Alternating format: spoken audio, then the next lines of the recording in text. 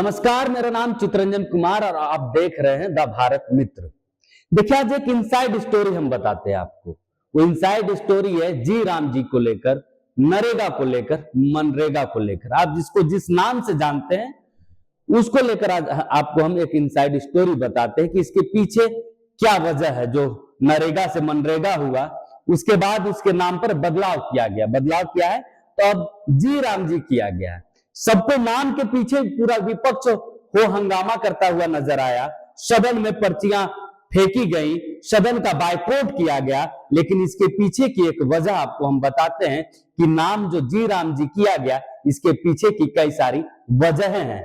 क्योंकि केंद्र सरकार भी जानती है, बीजेपी इस बात को भली भांति जानती है कि जब भी किसी चीज का, खासकर महात्मा गांधी या फिर कांग्रेस के समय का किसी भी जो योजना का अगर नाम बदलता है, उसका स्वरूप बदलता है, तो विपक्ष जो है इस पर विरोध करेगी, उस नाम का वो विरोध करेगी। बीजेपी इस चीज को भली भांति जानती है और इसी चीज को भुनाने के लिए इस योजना का नाम जी राम जी रखा गया। भगवान राम के नाम पर इस योजना का नाम रखा गया। देखिए, इसके पीछे एक वजह है, क्योंकि जो पहले जो मनरेगा था, उसका जो केंद्रांश जो राशि होती थी वो 90 और 10% के रेशियो पे होता था। 90% केंद्र सरकार राशि भुगतान करती थी, किसी किसी पर 10% राज्य सरकार करती थी, और जिस पर और कई सारी ऐसे विभाग होते थे, काम होते थे, जिसपे पूरा केंद्र सरकार उस राशि का भुगतान करती थी। यानी कि 100% जो राशि होती थी वो केंद्र सरकार वो देती थी। वो किस पर देती थी 100%? तो देखिए, 100% कैसे चीजों पर देती थी, जिसमें अकुशल जो श्रमिक होते थे, उसमें केंद्र सरकार का अनुदान जो होता था 100% होता था। किसी किसी में 75 और 25% रेशियो होता था। तो 75 और 25 का जो रेशियो होता था, वो सामग्री का जो लागत और व्यय में जो प्रशासनिक व्यय होता था, उसमें वो 75 और 25 का रेशियो जाता था। यानी कि 75% जो है वो केंद्र सरकार व्यय करती थी और 25% खर्च जो है राज्य सरकार उठाती थी। लेकिन इस बीच जब जी राम जी, मनरेगा को जी राम जी किया गया। मनरेगा यानी कि क्या? तो महात्मा गांधी राष्ट्रीय रोजगार गारंटी, उसका नाम बदलकर हाल के दिनों में है, जब वर्तमान जो केंद्र की सरकार है और ग्रामीण विकास मंत्री शिवराज सिंह चौहान जो है, उन्होंने क्या किया? तो उन्होंने क्या किया? विकसित भारत रोजगार और आजीविका गारंटी मिशन ग्रामीण, इसका नाम दिया गया। यानी इसका जब आप शॉर्ट फॉर्म करते हैं तो इसमें आप देखेंगे विकसित भारत जी राम जी किया गया। यानी कि भगवान राम का शॉर्टकट इसे के रूप में इसे देखा जाने लगा। जब राम को लेकर इस नाम को लेकर लोकसभा में पेश किया गया, इस बिल को राज्यसभा में बिल को पारित किया गया, पास किया गया, तो उस वक्त जब इस बिल को पेश किया गया, उस वक्त विपक्ष के सारे नेता इस पर हंगामा करने लगे। हंगामे के बीच, विरोधों के बीच इस बिल को केंद्र सरकार ने पास किया। लेकिन पास इस बिल का सिर्फ नाम नहीं बदला, इस बिल का सिर्फ नाम नहीं बदला, बल्कि बदला इसका स्वरूप। स्वरूप सिर्फ केंद्रांश की राशि को लेकर ही नहीं बदला। अब यानी कि अब राशि जो है वो रेशियो जो है 60% और 40% का वो रेशियो आ गया। यानी कि क्या है कि अब जो है 40% जो राशि जो है वो राज्य सरकार को इसका खर्च उठाना पड़ेगा। वही जो कुछ राज्य जो है, जो पूर्ववर्ती राज्य, जो हिमालयी राज्य है, उसमें अब भी 90 और 10% का ही रेशियो रखा गया है। लेकिन झारखंड, बिहार, उत्तर प्रदेश, मध्य प्रदेश, ऐसे राज्यों के लिए 40% का वो जो खर्च है इन राज्यों को उठाना पड़ेगा। यानी कि राज्यों के ऊपर अब अतिरिक्त भार जो है केंद्र सरकार के ऊपर से दिया गया है।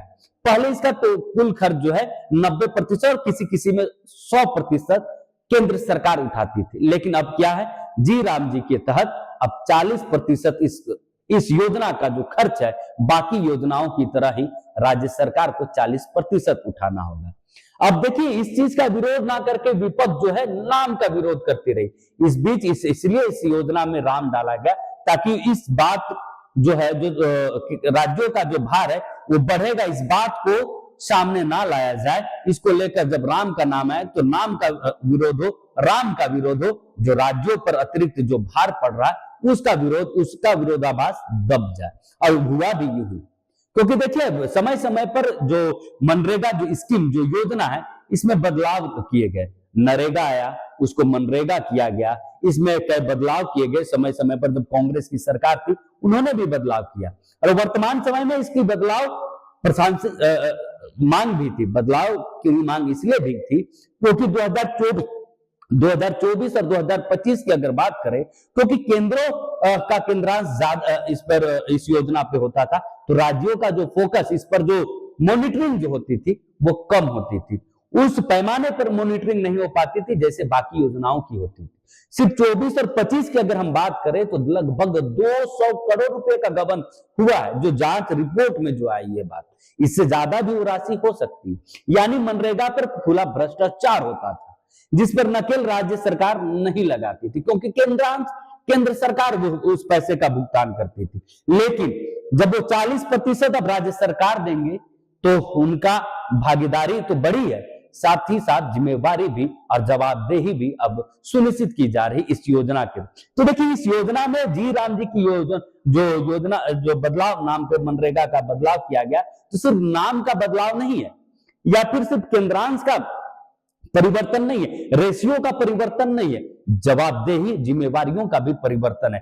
क्योंकि बदलते स्वरूप में विकसित भारत में जहां टेक्नोलॉजी इतना आगे बढ़ रहा है, वहां योजनाओं को में भी, स्कीमों में भी परिवर्तन, बदलाव संभव है, और बदलाव समय की मांग होती है। लेकिन इस बदलाव में सच्चाई यही है, इस बदलाव तो सकारात्मक दृष्टि से लाया गया, राज्यों की जवाबदेही भी तय की गई है, लेकिन उसके साथ साथ राज्यों पर अतिरिक्त भार भी बढ़ाया गया है, क्योंकि राज्यों को अब मनरेगा स्कीम के तहत 40% जो है खर्च उठाना पड़ेगा। ये तो राज्य और केंद्र के बीच जो राशि, जो खर्च उठाने की बात थी, वो आपने देखा।